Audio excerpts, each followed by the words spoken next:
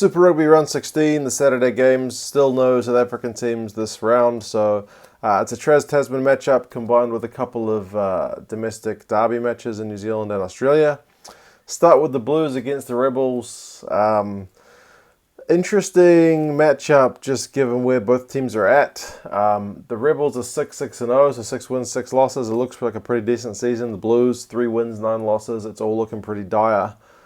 But the Blues have beaten 3 different teams. The Rebels have beaten 4, and a couple of them twice, including the Sunwolves and Brumbies. So you could argue here that the Blues have actually beaten bigger teams, like they beat the Lions and the Waratahs, whereas the biggest scalp that the Rebels have managed to claim so far is the Sharks. The Blues are actually a bit of a favourite for this one, but I'll get into that in a bit. So yeah, there's definitely some kind of record which is going to drop, unless there's a draw, of course. But the Blues haven't won at home all season, and they've only got 2 chances to do it. They've got the Rebels, and then they've got the Reds after the June break. So either the Blues are going to get a win at home, or the Rebels are going to beat a Kiwi team. So something's got to give. We'll see which one it is. For the Rebels, like I said, they've only beaten 4 teams. Against the big boys, they've really struggled. So, I mean, not that the Blues are a big boy by any means. If they can get a win over the Blues away from home, that would certainly shut people like me up and give them a bit more credibility going forward. For the Blues, they have to rest their All Blacks, by which I mean Rieko Ioane. They have to rest Rieko because he's played lots of minutes this season. Ofa Tuangafasi and Sonny Bill, I think they're the only other 2 Blues guys who made the All Blacks, and they've both missed weeks previously with injury, so they don't have to have a rest. Sonny Bill's only bracketed in for this one. He actually picked up a knock at All Blacks training camp, so good thing we have those training camps. So yeah, we'll see if he plays or not. The Blues have got Collins at 15, so Duffy moves on to the wing. Tumua Manu is on the left wing. He's looked pretty good in what we've seen of him this season. Matt Mould starts at hooker because James Parsons still hasn't quite gotten over that whack to the head that he took from Owen Franks, and Hodgman is back on the bench too. For the Rebels, Jermaine Ainsley gets a start, loosehead, which is good, and Daniel Petty is at 15, which is also very good news for them. No Sefa Naivalu, which is interesting because he's been named in the Wallabies squad, but he's not named in the Rebels squad. Perhaps he's being rested, but also Korobiti's playing, and he's in the Wallabies as well, so I'm not sure what the deal is with that. Guinea, they've asked to be rested because of he's still getting over a knee injury, so the Wallabies have asked to give him an extra week.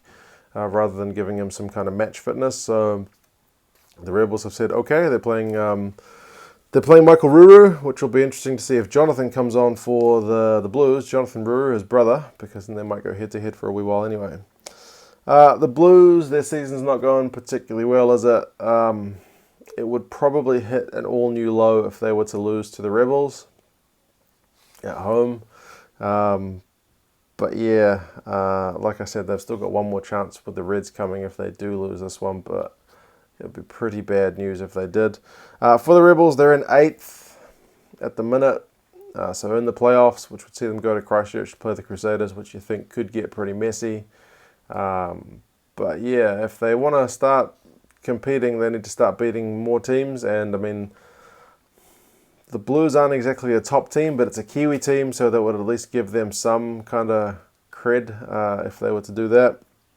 If they go in and lose this one, then their position on the table kind of looks to be a bit flattering. So I guess we'll see what happens. The Blues are favoured by 9 points, which is ominous because generally when the Blues are favoured to win pretty easily, they tend to stuff up. So we'll see how that pans out.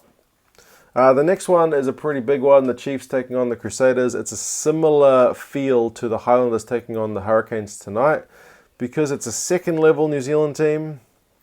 I don't mean that disrespectfully, but you've got the Hurricanes and the Crusaders way at the top.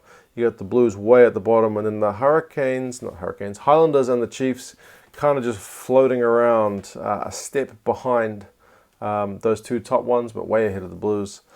So it's a good chance for them at home to really put their hand up, claim a big scalp, and say that they are also title contenders, because if they lose at home it just gives more kind of power to that argument, which says that, it's either going to be the Crusaders or the Hurricanes to win this year. So it would be good for the Chiefs to get a win. Definitely give them a bit more to shout about. For the Crusaders, they'll know the result of the Hurricanes game going into this one. If the Hurricanes win, then that puts more pressure on them to kind of stay ahead. If the Hurricanes lose, then there's a chance, I guess, that the Crusaders take their foot off the gas, but that's not really something they're known to do, so it's just something that could happen.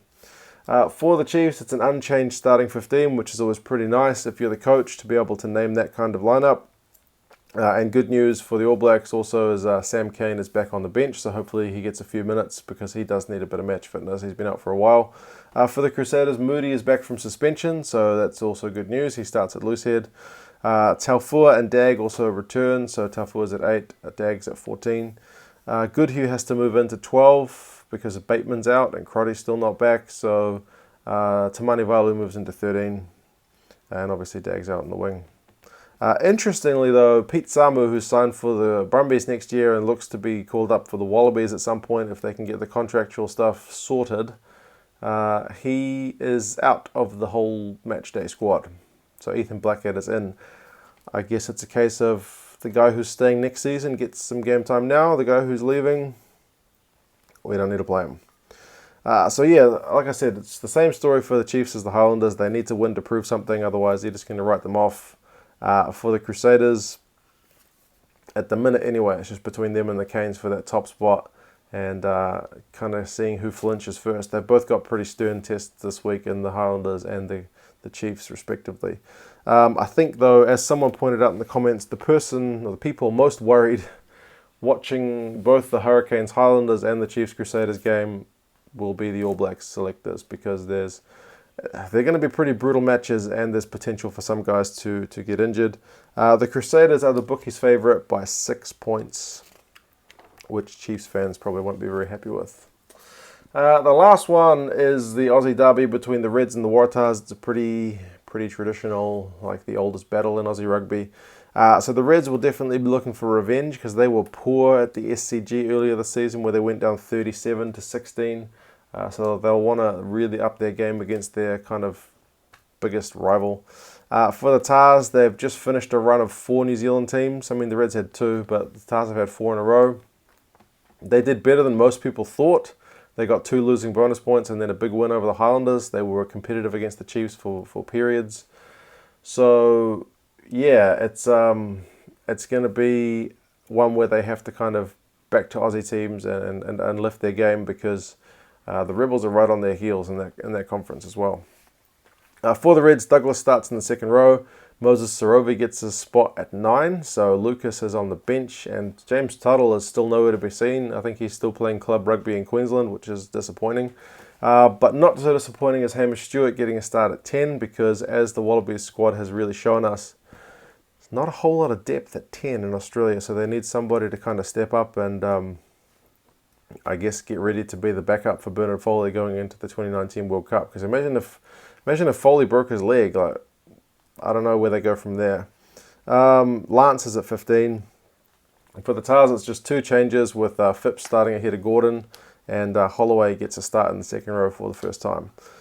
So yeah, the Reds have been pretty up and down this season. One week they'll beat the Lions, and the next week they'll lose to the Sunwolves. They looked okay against the 2 Kiwi teams, but not really able to get over the line. If they can win this one, it would stop 4 losses in a row. They haven't had 4 losses in a row this season, so perhaps it's time for them to put in a big shift. For the Waratahs, a win against their rival, a win in the Aussie Conference, just staying ahead of the Rebels is just what the doctor ordered, so we'll see if they're able to kind of put it into practice. Their record's not that much better than the Reds, but of all the Aussie teams, I guess they've been the kind of most impressive this season. So we'll see if they're able to just kind of keep it going. Waratahs by 6 is what the bookies say, so we'll see if they are right. Yeah, what do you guys reckon? Can the Rebels get one over the Blues at Eden Park?